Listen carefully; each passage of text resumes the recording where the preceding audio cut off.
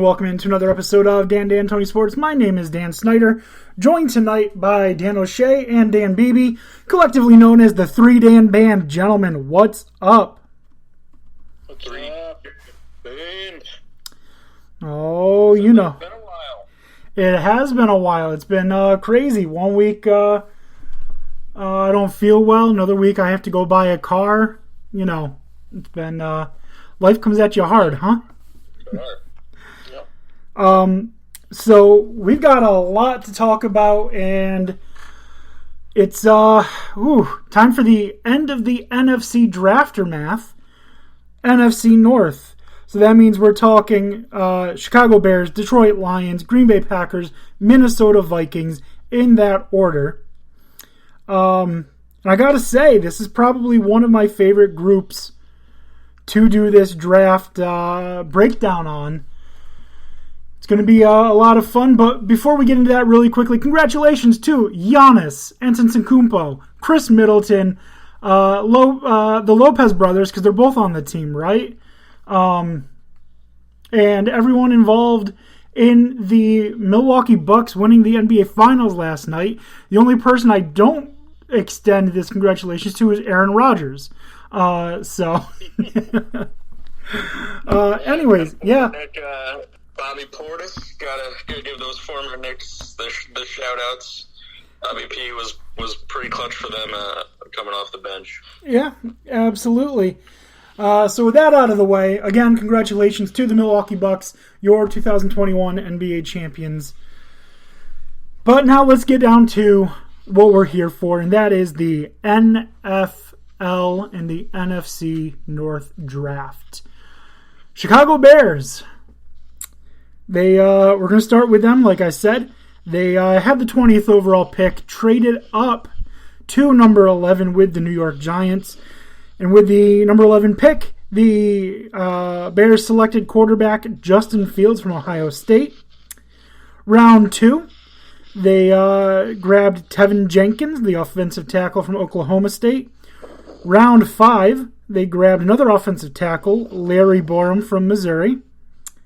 Round 6, pick number 217 overall, Khalil Herbert, running back from Virginia Tech. Round 6, 221 overall, Daz Newsome, wide receiver from North Carolina. Round 6, number 228, Thomas Graham Jr., cornerback from your Oregon Ducks. Round 7, Karius Tonga, defensive tackle from BYU. So the Bears they addressed the quarterback situation kind of in the offseason before the draft with Andy Dalton. It's a strong kind of.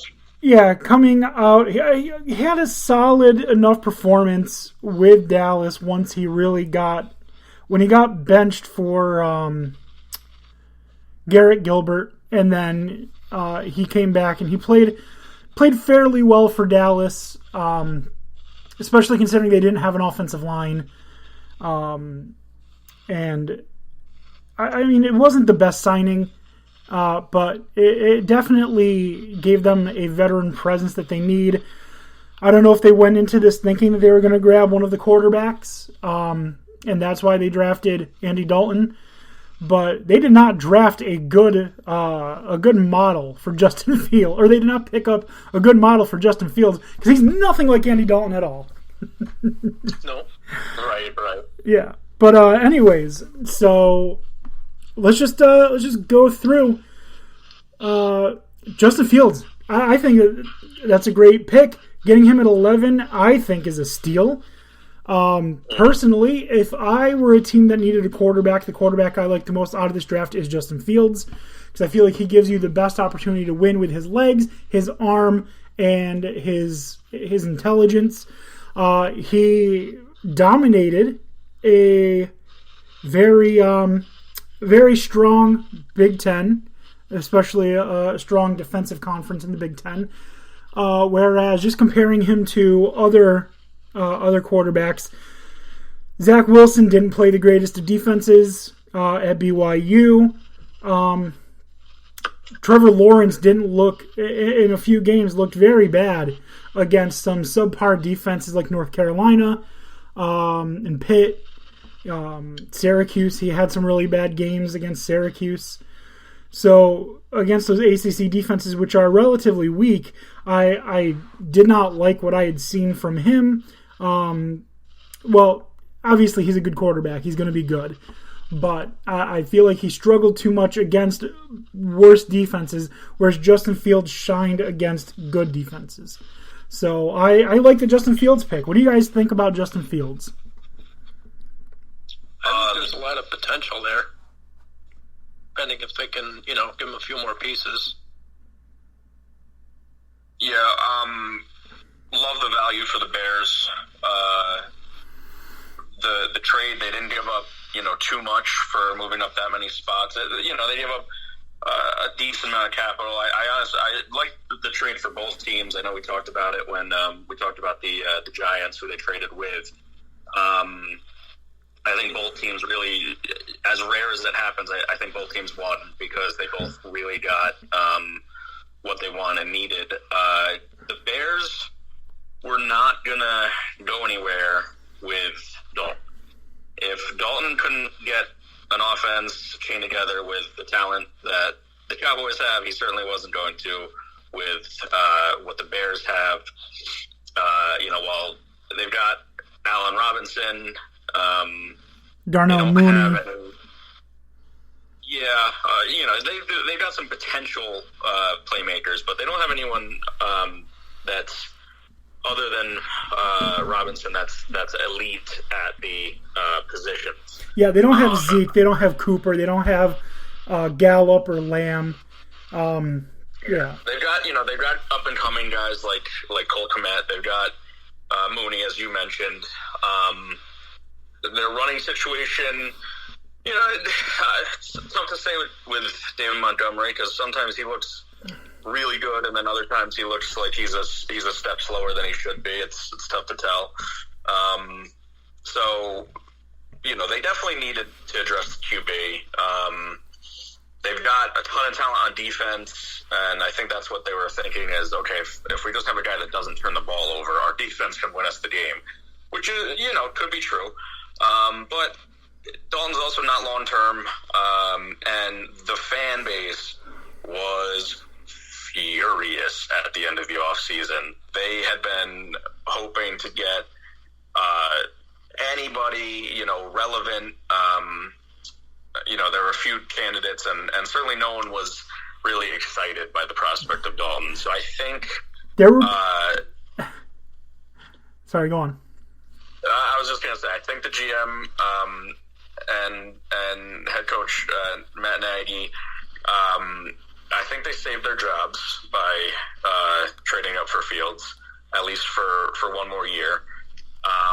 Because now, when Dalton struggles against good defenses, and they can put in Fields in like week 4 and just it was Fields, first season, no matter what happens. Right. So love that value. I agree. I think he's a very good quarterback. This was a strong quarterback class. We think, obviously time will tell, but it looked like one. So I love that value. Really, really love their draft overall. Yeah, we'll get to that in just a second. But what I was going to say when I so rudely interrupted you is there were a bunch of Bears fans who had custom Russell Wilson jerseys made. Yes. They thought they were going to get him. They were so sure that Russ was going to be a Bear, much like us Knick fans thought that KD was going to be a Knick. But they were wrong. Right. Anyways, so yeah, this entire draft overall, really the Bears did what they needed to. They went out, they got their quarterback. What did they do next? They got themselves 2 tackles to protect their quarterback. What did they do next? They got themselves a running back who's probably not even going to make the team because you got Cohen, you got Montgomery. There's really no room for Khalil Herbert. And then Daz Newsome, a wide receiver. There's a spot on the field for him, really. Thomas Graham Jr., the corner from Oregon. Great pick. Yeah, and a D tackle from BYU, Karius Tonga. I mean, like, they really didn't do anything wrong. They did mostly things right. There are some places I think they could have improved. Like, I don't think they needed to take a running back. I think they could have used another offensive lineman or maybe another wide receiver.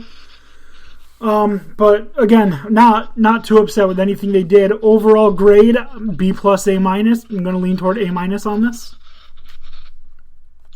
Yeah, pretty much agree across the board. I think the only knock I saw on them was that there was better talent when they took Larry Borum in the 5th, but not much better. You know, by the 5th, it's getting to be more and more of a crapshoot. I think they really got some great talent in the 6th round with Newsome and Graham, especially. That's obviously Oregon bias, but he looked really good, and I was hoping that we would snag him around then, and they got him, so good for them.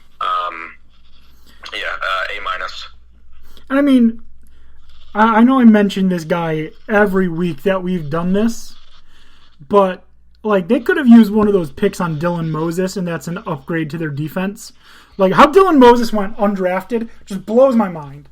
Like just blow the best linebacker in the or something. What was that? It has to be a character issue or something. He must have just interviewed terribly. He's the best linebacker in the best defensive conference in college football, and he went undrafted. What? Like what? Oh my god! But anyways, yeah. So A minus, I'm giving the Bears. Dan O'Shea, what's your final grade for the Chicago Bears? You mean BB? I said A minus. Oh, I'm sorry, BB. What's your grade? I agree with that. A minus. Okay. So we got A minuses across the board. We're going to move on. Confusion. We're going to move on to the Detroit Lions. All right. Dan O'Shea. Their first round pick number 7, offensive tackle, Penei Sewell. The second best player in the draft, in my opinion. The Lions got him at pick number 7. Instantly going to be a huge piece of that offense for newcomer Jared Goff. Great pick. Round 2, defensive tackle Levi Onwuzurike. Zurich. I'm sorry, I'm bad with names. Round 3, defensive tackle Aleem McNeil. Round 3, cornerback Ifitu Melifonwu. Round 4, wide receiver Amon-Ra St. Brown. Round 4, linebacker Derek Barnes. And round 7, running back Jermar Jefferson. All right, so let's break this down. They went 1 offensive tackle, then 3 defensive players in a row, then a wide receiver, linebacker, running back. So they went hard in the Pac-12 too. They sure did. Penei Sewell, great pick. Like I said, second most talented player, if not the first in the draft behind Jamar Chase, in my opinion. They definitely need help on that